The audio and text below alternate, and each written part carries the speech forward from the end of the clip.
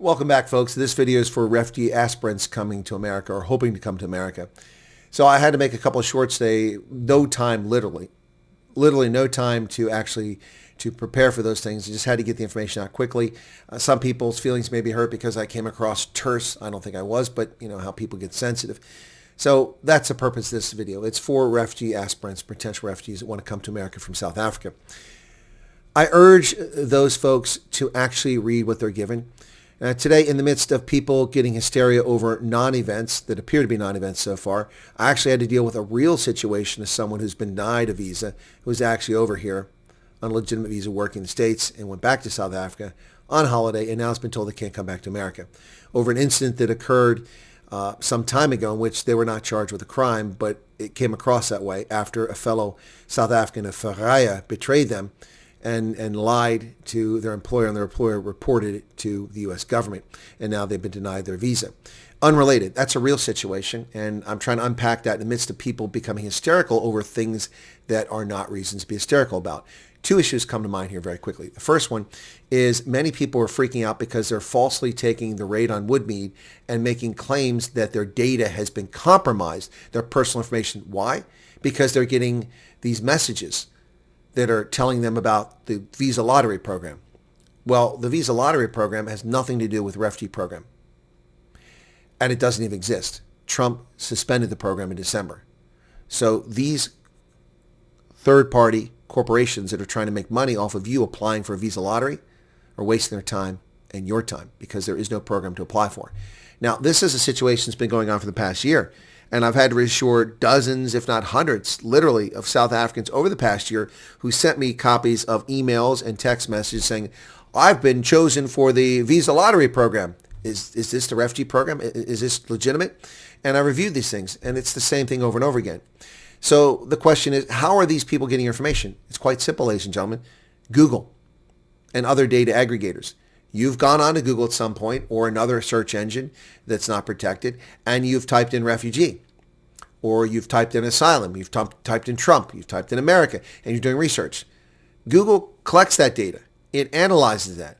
Its artificial intelligence looks at, its algorithms look at what you're viewing. That's why you get ads that sometimes are relevant to you, that are relevant to you. So Google likely sold your information to a third party that's trying to make money off of people from overseas. You're not the only ones getting these ads. They get them in Kenya. They get them in Liberia based on what they do in their search history. So that's the first issue. So I urge people to calm down and stop falsely telling people your data has been compromised. You have no evidence of that, nor do I. If it's been compromised, we find out about it, I'll report it and give a warning. But as far as I can see, based on the research I've done today and the little bit amount of time I've had available to me, it appears that it's simply the same sort of thing that's been going on for the past year. You've won the visa lottery or you qualified for the visa lottery and they want to make money off you. That's just something not to worry about. Okay, so I would not lose any sleep over that. The next one is a case that came to my attention. Someone passed it to me through these toxic WhatsApp Facebook groups in which a refugee is freaking out and crying and losing their mind over, well, that's the description to me. I mean, I wasn't there, over receiving a text message. And the text message basically said the following: hello, so-and-so. We are from JFS Metro West. We will be picking up the airport on this date when you come over from South Africa. We understand that you have a background in this career field.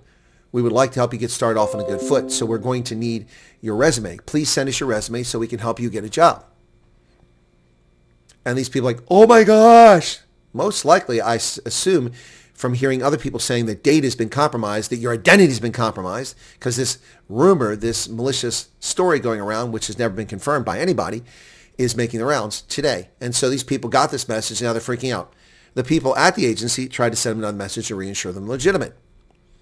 I went and checked out the agency. They are legitimate. Jewish Family Services. I've actually dealt with them, dealing with a complaint from a family in Ann Arbor, Michigan. I talked to them, explained to them what's going on. The ones in Ann Arbor, Michigan. This is in New Jersey. It's a legitimate organization. It's a refugee assistance organization. People really need to become rational actors here. They need to spend a couple minutes reading, ingesting, and understanding what has come to them instead of freaking out and causing undue chaos and hysteria and wasting your time and causing you undue stress.